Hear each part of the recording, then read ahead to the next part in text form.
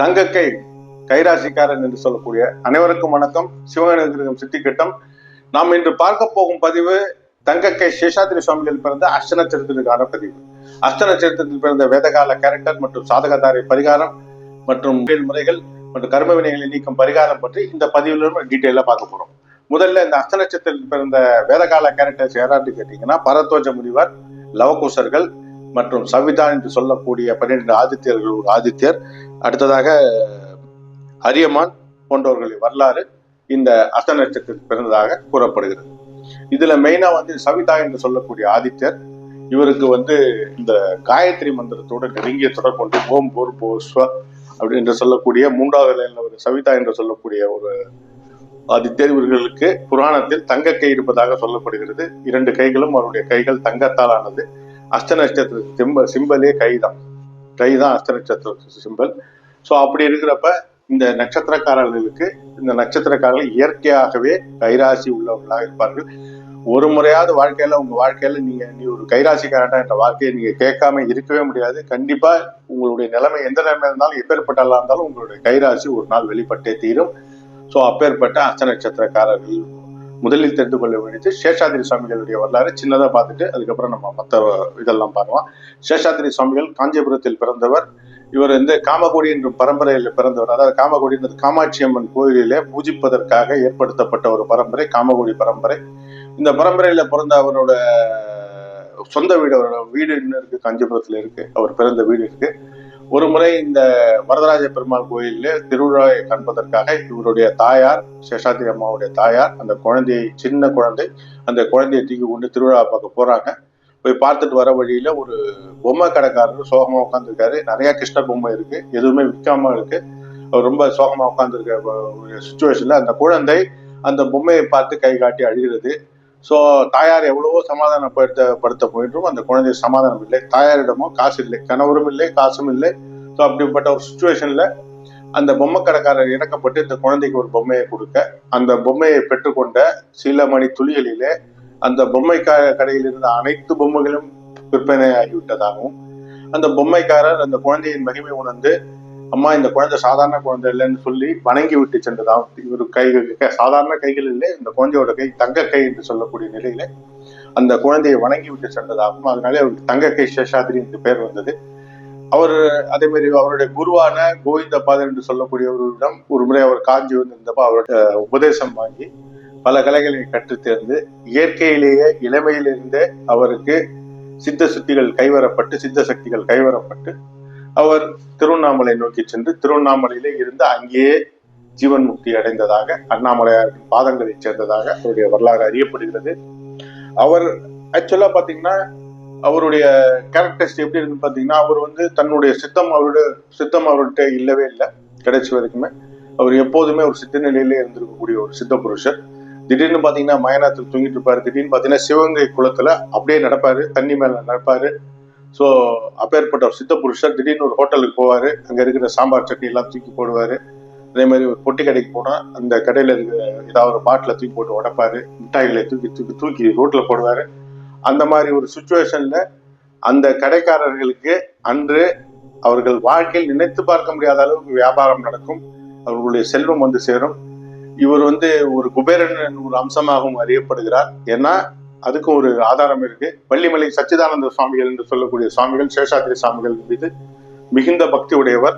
அவர் இந்த வள்ளிமலைக்கு போறதுக்கு முன்னாடி சேஷாத்ரி சுவாமிகள் கீரிப்பிள்ளை வடிவில் இவருக்கு பேசி, வள்ளிமலைக்கு போ, திருப்புகழை பரப்பு என்று சொல்லியதாக ஒரு ஐதீகம் உண்டு. ஸோ இவர் ஒரு குபேரனின் அம்சமாகவும் தங்கக்கை சேஷாத்ரியாகவும் எல்லா செல்வங்களையும் வாரி வழங்கக்கூடிய ஒரு அமைப்புடையவராகவும், அதே மாதிரி இவருக்கு பச்சை கலர் ட்ரெஸ், இந்த சேஷாத்ரி சுவாமிகளுக்கு பச்சை கலர் ட்ரெஸ் ரொம்ப பிடிக்கும். ஸோ குபேர அம்சமாக பட்டினத்தாரிட்டு குபேர அம்சமும், அது மாதிரி திருவண்ணாமலையில சேஷாத்ரி சுவாமிகளும் ஒரு குபேர அம்சமாக கருதப்படுகிறார்.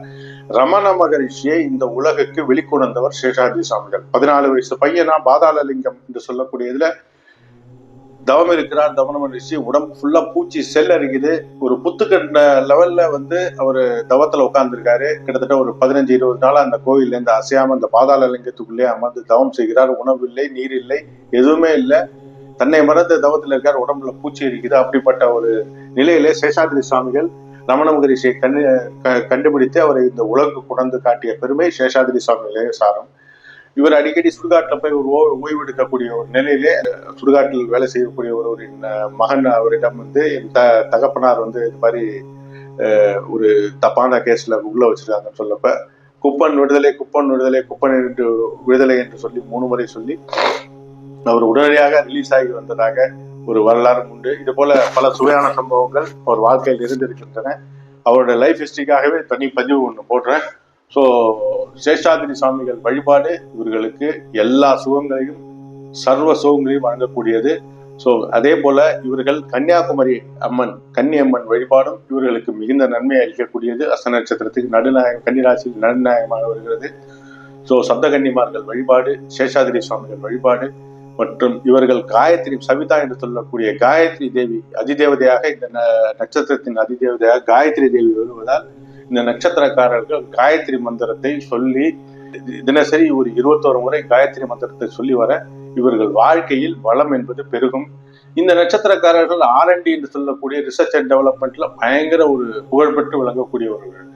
இதுக்கு உதாரணமாக இந்த நட்சத்திரத்தில் பிறந்த பரத்வஜ முனிவர் அவர் வந்து பரத்வஜ முனிவர் வாழ்க்கையை பார்த்தீங்கன்னா அவர் எப்படின்னா அங்கிரச முனிவரோட அப்பா யாருன்னா பிரகஸ்பதி என்று சொல்லக்கூடிய தேவகுரு. அவருடைய பரம்பரையில் வந்த பிரகஸ்பதி தாத்தாவை கொண்டவர் பரத்வஜ முனிவர். இவருடைய மனைவி பேர் சுசீலா. இவர் வந்து தமிழ்நாட்டிலையும் பல இடத்துல வந்து தங்கி தவம் புரிந்திருக்காரு. ஸோ பரத்வஜேஸ்வரர் கோயில் சென்று வழிபாடு செய்வது இவர்களுக்கு எல்லா நன்மையும் சென்னையிலேயும் இருக்கு. பரத்வஜர் சம்பந்தப்பட்ட கோயிலில் சென்று வழிபாடுவது, சூரிய தீர்த்தங்கள் மற்றும் காயத்ரி தீர்த்தங்கள், காயத்ரி நதி போன்றவற்றில் குளிக்க கிடைக்கும். மற்றும் சூரிய தீர்த்தங்களில் குளிக்க ஒரு வாழ்க்கையில் எல்லா விதமான வளங்களும் கிடைக்கும். அதே போல வந்து இந்த பரத்வஜ முனிவர் வந்து பாத்தீங்கன்னா சென்னையிலேயும் அவரோட கோயில் இருக்கு. சென்னையில குடம்பாக்கத்துல பரத்வஜீஸ்வரர் கோயில் இருக்கிறது. ஸோ பரத்வஜ முனிவர் வழிபாடு இவர்கள் வாழ்க்கையில் எல்லா நலன்களையும் நல்கக்கூடிய ஒரு வழிபாடாகும். ஸோ பரத்வஜ முனிவர் இவருடைய பரத்வஜ ஆசிரமம் இன்றும் காசியில் இருக்கிறது. பரத்வஜ ஆசிரமம் என்று சொல்லக்கூடிய ஒரு இடம். வாழ்க்கையில ஒரு முறையாவது அங்கு சென்று வழிபாடு செய்து வர இந்த நட்சத்திரக்காரர்களுக்கு மிகுந்த நன்மை பயக்கக்கூடியது. இந்த பரத்வஜ முனிவர் சப்தரிஷிகளில் வருவார். இவருடைய பத்னியான சுசீலா தான் கார்த்திகை பெண்கள். இவங்க முருகனோட ரிலேட் ஆனவங்க.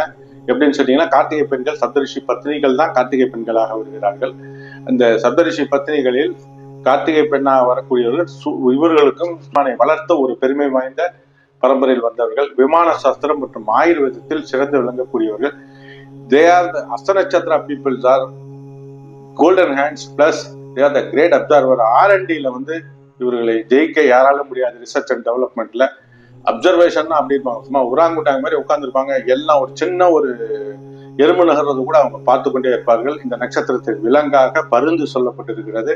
பருந்துடைய பார்வை போல இவர்களுடைய எண்ணம் ஒரே புள்ளியில் குவிக்கக்கூடிய ஆற்றல் வாய்ந்தவர்கள் அஸ்த நட்சத்திரக்காரர்கள். இவர்கள் வந்து எப்படின்னா இந்த நட்சத்திர பெண்கள் பாத்தீங்கன்னா ரொம்ப கூச்ச சுபாவம் உள்ளவங்களா இருப்பாங்க. அவங்களால வந்து சில விஷயங்களை தாங்கிக் கொள்ள முடியாது. பேசாம அமைதியா அவங்க போயிடுவாங்க. பட் ஆனா வந்து உள்ளுக்குள்ள ஒரு பழித்திருக்கும் உணவு இருக்கும். அதே போல இவர்கள் எதிரின்னு வந்துட்டா எவ்வளவு பெரிய ஆளா இருந்தாலும் போட்டு பார்த்துருவாங்க. இதற்கு உதாரணமாக இரட்டையர்கள் பிறந்த நட்சத்திரம் லவகுசர்கள் பிறந்த நட்சத்திரம். ஸோ லவகுசர்கள் ராமனுக்கும் சீதாதேவிக்கும் பிறந்த இரட்டையர்கள். இவங்களுடைய பிறப்பதான் சீதாதேவிக்கு வனவாசம் கிடைக்கிறது. சீதாதேவியை லட்சுமணர் கொண்டு வந்து கானகத்தில் விட இருக்கக்கூடிய குறுங்காலீஸ்வரர் என்று சொல்லக்கூடிய குச்சன் வழிபட்ட லிங்கம். அது லவங்கேஸ்வரன் லவன் வழிபட்ட லிங்கம் இருந்தா இப்ப அது இருக்கா என்னன்னு தெரியல. அந்த கோயில் வந்து குறுங்காலீஸ்வரர் கோயில் மட்டும் குசன் வழிபட்ட டெம்பிள் மட்டும் இருக்கு. அந்த கோயில் பக்கத்திலே வைகுண்ட பெருமாள் என்று சொல்லக்கூடிய இடத்துல கர்ப்பசீதாதேவியின் உருவம் இருக்கிறது. அந்த கர்ப்பசீதாதேவியை போட்டு சென்று வழிபாடு செய்து வர கர்ப்பிணிகள் வழிபாடு செய்து வர அவர்களுக்கு சுகப்பிச்ச பிரசவம் என்பது நிச்சயம், சர்வ நிச்சயம். இந்த கர்ப்பசீதாதேவி வழிபாடு கர்ப்பிணி பெண்களுக்கு மிகுந்த நன்மை நல்கக்கூடியது. சென்னையிலே தான் லவகுசர்கள் பிறந்ததாக வரலாறு. ஸோ இங்க சென்னைக்கு ராமர் வந்துட்டு போன ஈக்காடு தாங்கல்லேருந்து எடுத்தால் பல ப்ரூஃப் காட்டலாம். ஸோ இவர்கள் பிறந்து ஒரு முறை ராமன் அஸ்வமேத யாகம் செய்ய ராமனுடைய அஸ்வமேத யாக குதிரையே இவர்கள் வந்து அடக்கி இவர்கள் கட்டி வைத்து சண்டை போட்டதாக ராம லட்சுமணர் கூட சண்டை போட்டதாகவும் வரலாறு உண்டு. எல்லாரையும் ஜெயிக்கிறாங்க. ராமர் வந்து கடைசியா ராமமானம் இருக்கிறப்ப உண்மையை உணர்ந்து தன்னுடைய புத்திரர்களில் உணர்ந்து அவர்களை அரசவைக்கு கூட்டு சென்றதாக ஐதீகம். இளமை காலங்களில் பல கஷ்டங்களை அனுபவித்தாலும் இவர்கள் ஆன்மீக கொள்கையில் சற்றும் விலகாமல் இருக்கக்கூடிய ஒரு அமைப்பை கொண்டவர்கள். முதுமையில் இவர்கள் செல்வத்தை அனுபவிப்பதற்கான ஒரு 100% அதற்கான வாய்ப்பு உண்டு. அதே மாதிரி தனக்கு நிகரில்லை என்று சொல்லக்கூடிய எப்பேற்பட்ட எதிரியா இருந்தாலும் பார்த்துக்கலான்ற ஒரு ஆட்டிடியூட் இருக்கும். அந்த ஆட்டிடியூட் ஆல்வேஸ் ஃபெயிலியரை தான் கொடுக்கும். ஸோ அந்த ஒரு அகங்காரத்தை விடுவித்து இவர்கள் வாழ்க்கை பாதையில் செல்ல இவர்களுக்கு எல்லா நலன்களும் கிடைக்கும். சேஷாதிரி சுவாமிகள் மற்றும் கரூரார் நெரூரார் அப்படின்னு சொல்லி நான் ஒரு பதிவு போட்டிருக்கேன். கரூர் சித்தர் நெமிலிக்கு பக்கத்துல இருக்கிற ஒரு கோவில் பற்றிய பதிவு போட்டிருக்கேன். திருவள்ளூர் பக்கத்துல அந்த கோவில் இருக்கு. அந்த கோவிலில் சென்று வழிபாடு செய்து வரவும் இவர்கள் வாழ்க்கையில் வளம் பெருக்கும். நம்ம இதுல அந்த வீடியோ இருக்கு, லிங்க் வந்து டிஸ்கிரிப்ஷன்ல போட்டிருக்கேன். ஸோ இவர்களை எப்போதும் பார்த்தீங்கன்னா ஏதாவது ஒரு வகையில ஏதாவது ஒரு சாபம் துரத்திக்கிட்டே இருக்கும். அஷ்ட நட்சத்திரத்துக்கே வந்த ஒரு விஷயம், ஏதாவது ஒரு சாபம் துரத்திக்கிட்டே இருக்கும். இந்த சாபங்களிலிருந்து நிவர்த்தி அடைவதற்கு, அதாவது ரெண்டு குழந்தை பிறந்தா எவ்வளவு கஷ்டம் தாய்க்கு மட்டும்தான் தெரியும். ஸோ இந்த மாதிரி ஒரு சில விஷயங்களை கண்ட்ரோல் செய்வதற்காக சிவ நட்சத்திர மாளிகாவில் உள்ள அஷ்ட நட்சத்திரத்துக்குரிய ஸ்லோகம் இந்த பதிவோட டிஸ்கிரிப்ஷன்ல கொடுத்துருக்கேன். அதையும் கேட்டு பயனடையுங்கள். இவர்கள் வாழ்க்கையில் தினமும் ஒரு முறையாவது காயத்ரி மந்திரம் 21 முறை உச்சரித்து வர இவர்கள் வாழ்க்கையில் எல்லா வளங்களையும் பெறக்கூடிய ஒரு அருமையான வாய்ப்பு. Knowledge improvement. இவர்கள் ஓதாமல் உணரக்கூடிய அளவுக்கு ஒரு அப்சர்வேஷன்ல இவங்க வந்து மற்றவங்கள மாதிரி கஷ்டப்பட்டு படிக்கிற ஒரு வாய்ப்பெல்லாம் அவங்களுக்கு தேவையே கிடையாது. கிளாஸ்ல நடக்கிறத கவனிச்சே இவங்க வந்து எல்லாத்தையுமே வந்து எக்ஸாம்ல சூப்பரா எழுதக்கூடிய ஒரு அமைப்பு கொண்டவர்கள் அஷ்ட நட்சத்திரக்காரர்கள். ஓதாமலே உணரக்கூடியவர்கள். அந்த அளவுக்கு இவங்களோட அப்சர்வேஷன் பவர் ரொம்ப கிரேட் டீல் உள்ள ஒரு அப்சர்வேஷன் பவர் இவங்களுக்கு உண்டு. அதே போல வந்து இந்த நட்சத்திரத்திற்கு சாதகதாரையாக நட்சத்திரம் வருகிறது. இவர்கள் வந்து கோட்டை போல ஒரு படத்தை மொபைல் டெஸ்க்டாப்ல வச்சு ஒரு போர்ட், நம்ம பழைய கால போர்ட் போன்ற கோட்டையை வைத்து இவர்கள் டெஸ்க்டாப் தினமும் பார்த்து வர இவர்கள் சாதகதாரை பரிகாரம். இந்திரனோட போட்டோவும் வச்சு வழிபாடலாம். இந்திரன் வழிபட்ட ஸ்தலங்கள், மதுரை கூட இந்திரன் வழிபட்ட ஸ்தலம் தான். மதுரை வந்து மதுரை மீனாட்சி அம்மன் கோயில் இந்திர விமான பிரதிஷ்டை, இந்திரனால் பிரதிஷ்டை செய்யப்பட்ட ஒரு லிங்கம் தான். ஸோ இந்திரன் சம்பந்தப்பட்ட வழிபாடு, கேட்டை நட்சத்திரப்பட்ட சம்பந்தப்பட்ட வழிபாடு இவர்களுக்கு சாதகத்தை கொடுக்கும். குபேர சக்கரம், நான் சொன்னேன் இல்லையா, தங்கக்கை சேஷாதிரி, பச்சை கலர் குபேர சக்கரம், இது மூணுமே உங்களுக்கு அதிர்ஷ்ட தரக்கூடிய ஒரு இது. குபேர சக்கரம் மகாலட்சுமியுடன் இணைந்ததோ இல்ல குபேரன் ஃப்ரண்ட்ல பேக்ல குபேர சக்கரத்தோடு கூடிய ஒரு டாலரை நீங்கள் கழுத்தில் இருந்து கொள்ளுங்கள். வாழ்க்கையில் கண்டிப்பாக உங்களுடைய குபேர சம்பந்தம் உங்களை வந்து அடையும். இதுல டவுட் இல்லை. வராகி வழிபாடு இந்த நட்சத்திரக்காரர்களுக்கு மிகுந்த நன்மை அளிக்கக்கூடிய ஒரு வழிபாட்டு முறை. மற்ற நட்சத்திரத்துக்கெல்லாம் சொல்ல, வராகி வழிபாடு இந்த நட்சத்திரக்காரர்களுக்கு மிகுந்த நன்மை அளிக்கக்கூடிய ஒரு வழிபாட்டு முறையாகும். வல்லாரை உணவில் சேர்த்துக்கொள்ள இந்த நட்சத்திரக்காரர்களின், அதாவது ஒரு காரியத்தை போறீங்கன்னா வல்லாரை கீரையை வந்து நீங்க என்ன பண்ணுங்க, காய வச்சோ இல்ல வல்லாரை கீரையை பையில வச்சுன்னு போனீங்கன்னா உங்க வாழ்க்கையில நீங்க போற காரியம் உங்களுக்கு சாதகமா மாறும். உங்களுக்கு இது ஒரு சாதக தாரைக்கான பரிகாரம். கேட்ட நட்சத்திரம் தான் வல்லாரை கீரையை உணவில் அடிக்கடி சேர்த்துக்கொள்ள உங்கள் வாழ்க்கையில் சாதகமான சுச்சுவேஷன்கள் கைகூடி வரும். திருவாரூர் பக்கத்தில் இருக்க கரவீரநாதர் டெம்பிள், கிருபாபுரீஸ்வரர் டெம்பிள், நாகப்பட்டினத்தில் இருக்க கிருபாபுரீஸ்வரர் டெம்பிள் போன்றவை இந்த நட்சத்திரக்காரர்களுக்கு பரிகார கோயில்களா சொல்லப்பட்டுள்ள ஒரு விஷயம். காயத்ரி தீர்த்தம் மற்றும் சூரிய தீர்த்தம் போன்றவற்றில் குளிக்க இந்த நட்சத்திரக்காரர்களின் வாழ்க்கையில் எல்லா விதமான நலன்களும் நடைபெறும். அதே போல இந்த நட்சத்திரக்காரர்களின் மரமாக அத்தி மரம் சொல்லப்பட்டிருக்கிறது. அத்தி மரம் என்பது தத்தாத்திரேயருக்கு உரிய ஒரு மரமாகும்.